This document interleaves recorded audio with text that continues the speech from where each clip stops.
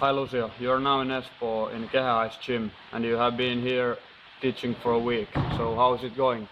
Oh, it's going very well. I love to be here. I have good training, the people is nice. Okay. You have been teaching in Finland for how long? I started in 2001, so it's been 10 years. And where else have you teach other than Finland? I've been in Greece, Sweden, Germany.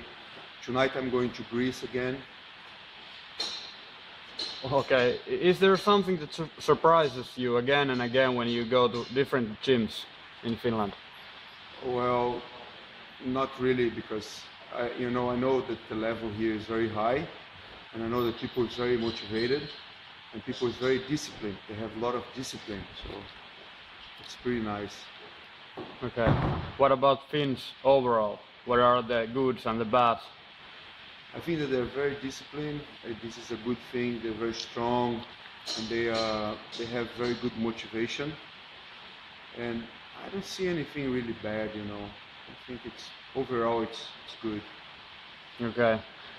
When you go back home to Brazil, so what do you do over there, and do you have a big house and a fancy pool over there? No.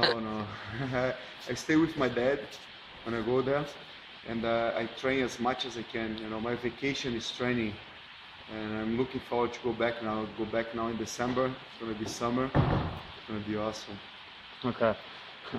You have learned Finnish quite much through the years I have known you. So what is your favorite word today? My favorite word today in Finnish, parkele. Oh, okay, nice. You teach almost every day, so how do you usually train? Well, that's a good question. Sometimes it's hard, to teach and train, because sometimes I have to train a lot and I don't have much energy to teach. So I have to keep it in check. I can't train that too much, because teaching is my life, teaching is how I make my money. So I train as much as I can, but sometimes I lack a little bit in training. So you have dropped your weight class recently. So how is that working for you right now? Well, it did work well, I think. It was very easy to drop the weight, and I felt good during the fight. I felt strong. But now I'm a little bit in a crossroads in my career, because people is against that. They think that I should not drop anymore, and I should fight middleweight, because they feel that I'm strong enough for middleweight, and I wouldn't be fast enough for welterweight. Yeah. And I have a little bit of mixed feeling about that. I'm not sure, but I might, keep going down. So I'm not sure. I have to think about it. Okay. So let's go back to that day when you heard that you're going to fight in the UFC. What was your reaction? Oh man, I was so happy.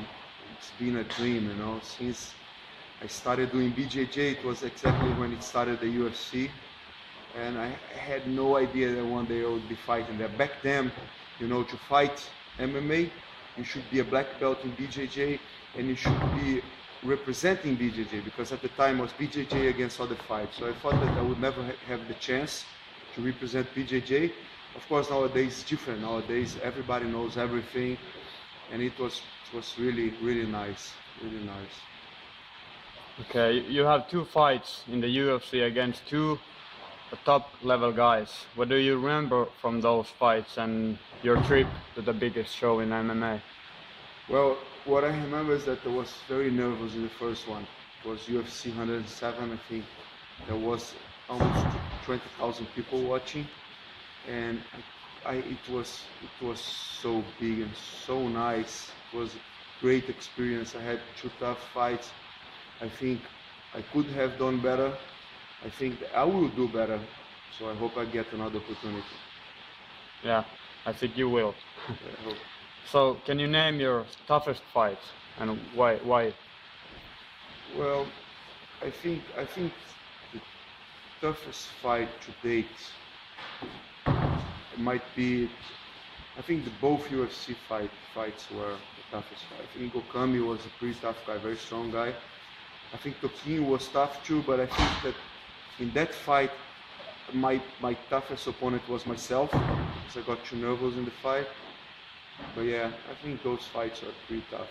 Okay. What about the fight in France when you broke your hand? I remember that one.